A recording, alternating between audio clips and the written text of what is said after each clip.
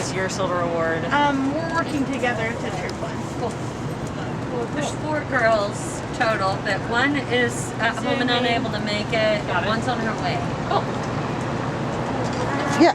And how many, you have a Girl Scout trooper too, right? I do, yeah. I have Troop 124, so Okay. yeah. How many girls are in there? We started with like so many. I think we're down to maybe 7 girls now. Okay. So it's just as they get older, they Oh yeah. Really? Yeah, what age level are you guys? We are juniors? Cadets? I can't remember. They're 14 years old now. So. How old are you guys? Okay. 14, 14, 15. So are you guys juniors or? I'm cadets. Okay, I think they must be She cadets. is a senior. Oh, okay. Oh, that's, got it. Yeah. Yeah. But she doesn't have to. She has time to finish up her Silver Award before. Oh, that's cool. We have till December 31st to get it all. Yeah. Yeah, they extended it because of COVID. Because our troop, only 2 of the gals ended up doing their Silver Award because it was. Crunch time. Well, both you and Morgan there were like 3 right gals that were doing it together, but it involved, they were doing something that involved cleaning up trash, and the moms were like, you know, maybe now's not the best time to be going around like cleaning up trash through this organization where you pick up like straw. Anyways, Right.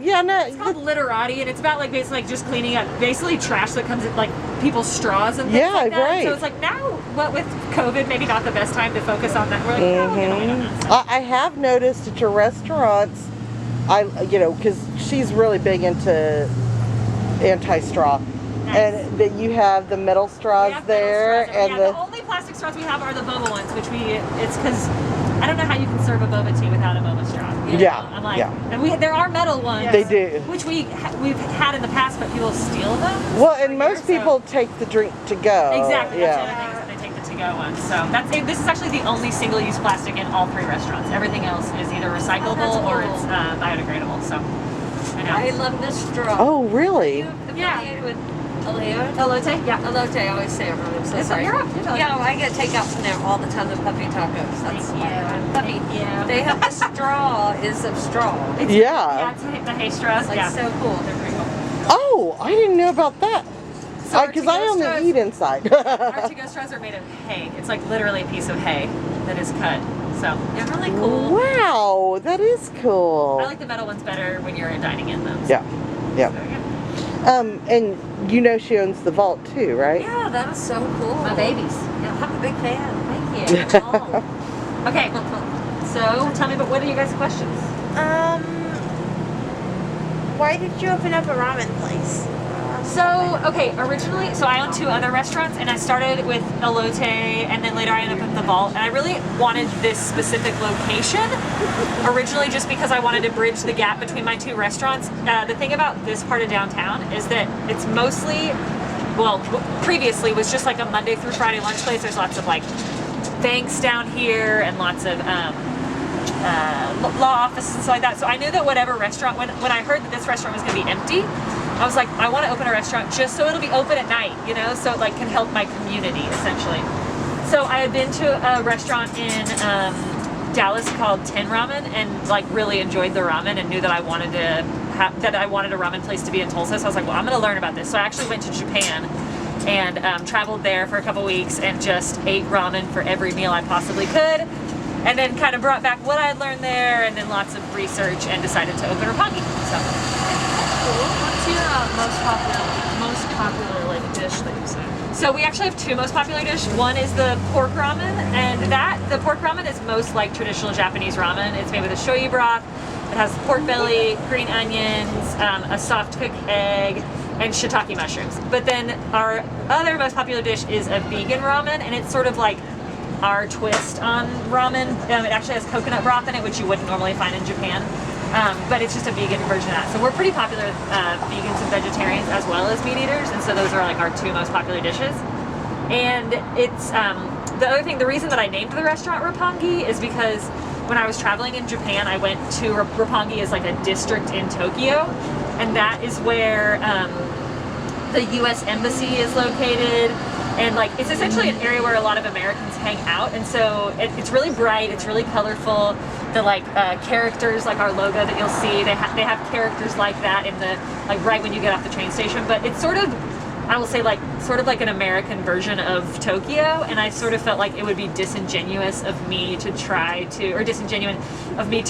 and be as a Caucasian American girl to be like, I own a ramen restaurant. So I've never really tried to like 100% replicate ramen as much as, you know, honor the recipes and honor the ingredients, but also make it in a way that appeals to my palate a little bit more, and I think a traditional palate. And then also the other thing is that traditional Japanese ramen is very fattening, but they walk everywhere. So like I never found a vegetable in the ramen that I ate except for like green onions while I was there. It was always just meat and maybe like some dried mushrooms and egg. Like it was just meat. And so I knew that like for me personally, I need to eat more vegetables than that.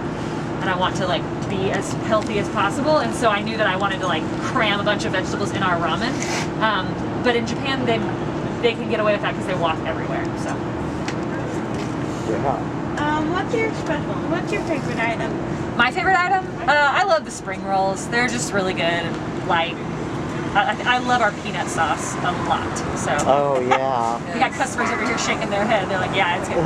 But yeah, I really like our peanut sauce. So anything I can put that on. What? So is Roppongi the place that you went to in Japan? Well, I went to like 3 different towns, but Roppongi is a district of Tokyo, like a part of Tokyo. Oh, okay. So yeah, that's where like the guys. embassy is. A lot of. Hi, how are you? Nice to meet you. Have a seat. We're over. Yeah, Mariama, you want to sit here? So who painted yours? Who painted it?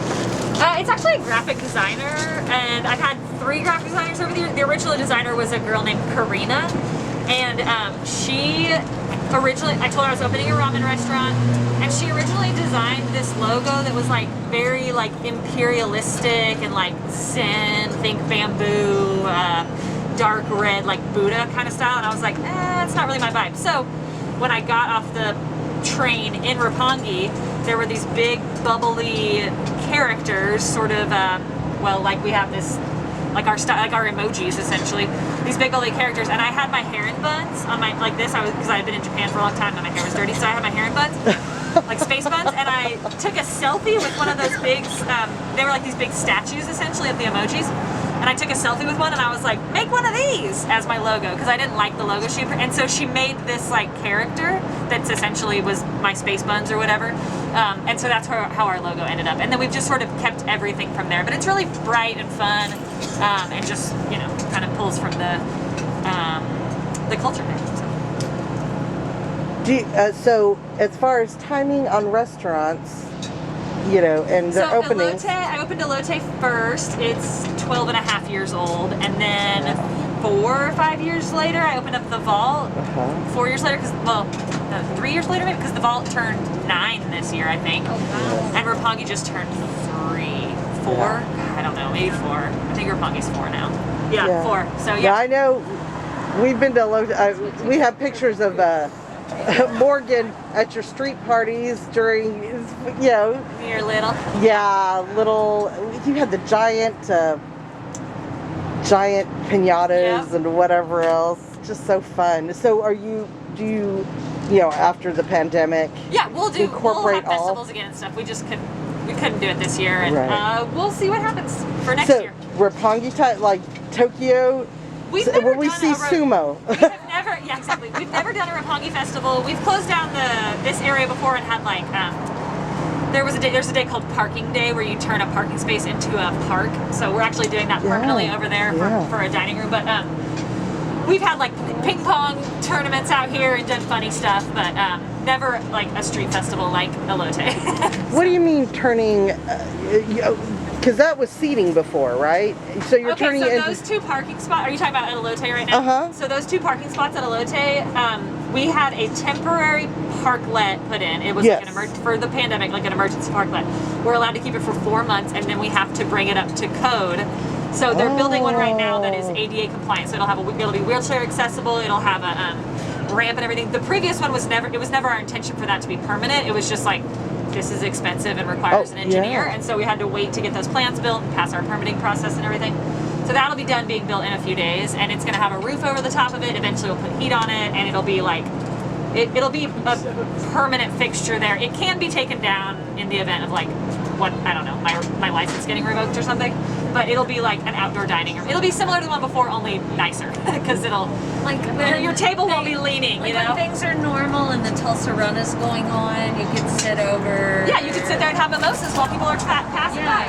Oh yeah, no, I eat there all the time with the outdoor. I did, and Yeah. I was like, why is she taking that down? So you're We're just making bringing it up. better. Yeah, we're making it better. So it'll be flat, and then it's gonna have a roof, and then like some vinyl curtains around it and stuff. So it'll be like more like a 3 seasons porch, whereas just, you know, you couldn't use it for as much time when it was temporary. Yeah. So, yeah. Well, that's perfect. So, and you're obviously you have the outdoor dining here, but and then the vaults. The vault has outdoor dining too, upstairs and down. So, Okay. yeah. Oh yeah, I knew about the upstairs. I have a question. What's the difference between boba tea and regular tea, like black tea?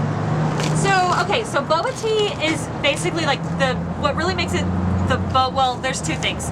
There's the tapioca bobas, or the tapioca pearls, essentially. So this is made with tapioca flour, and it's kind of, I tell you, it's kind of like making pasta. Like you take tapioca flour and water, and you form these little balls, and then when we buy them at the store, we buy them like this. They're like dried.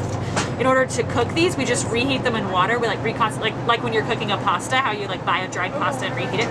So that's one part of being a boba tea. Originally, it was called boba tea because you shake the tea with milk and a flavor, and it bubbles. But then at some point, so that was like bubble tea, and then they added the bobas to be the boba tea. So that's kind of how it goes. And I can make one for you guys if you want. Yeah. Just so you can see. Okay, so here's what the tapioca bobas look like once you've like added the water and reconstituted them. They get like real gummy, and they're really delicious, and they fit perfectly through this little strop. So if you want to buy these, you can go to Nam Hai grocery store. That's where we get ours. Or really any Asian grocery store, Asian market you can find bobas at. And they're really affordable too. So it's like a fun thing to make at home. So you'll buy your bobas, and then you'll follow the directions on the back to reheat them.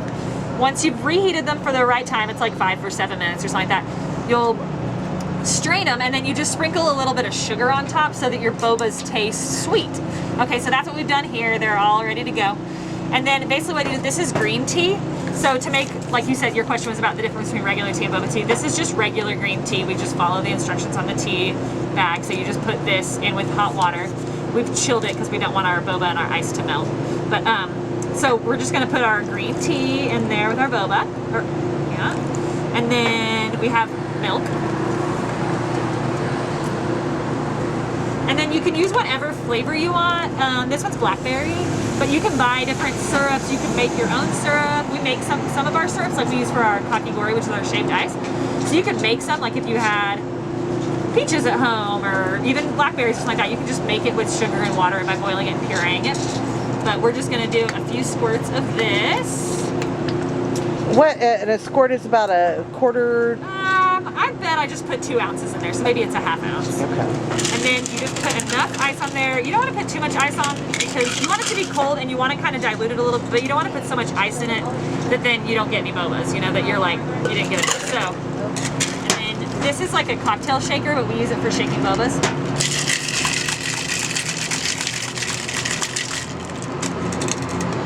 So, yeah, that's it. Oh, and see, there's the bubbly boba. That's cool. That's it. And one of you guys can have this, and I'll make the other 2. Whoever wants that, and I'll make you guys some more. So whenever we're done, if you want to try the boba tea. Come on, girls. I know someone wants it. I know I do. All right, All right, go you for have it. it, and I'll make you guys one too. Okay. All right, Morgan. Let me. What's Actually, the I'll let verdict? you guys talk. I'm gonna make you one. Do you have a preference? We have blackberry, strawberry, taro, coffee, chai, passion fruit, white peach. You want to try a different flavor? Peach.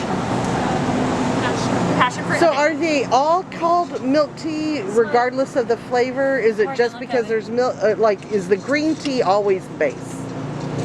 You know, we actually don't use green tea in every single one of them. Like our coffee and our chai aren't made with, the chai is made with chai tea and the coffee is made with coffee. So, Okay. and then we have a coconut almond one that's vegan, and we use like coconut milk, and we use black tea in that one. So it kind of just depends on like how much caffeine you want and what flavor profile you want. I find the green tea to be the most mild, so I think it goes the best with the fruits. Got it. But if I want something like a little bit more earthy, then like the coconut almond, then I'll do the black tea. So.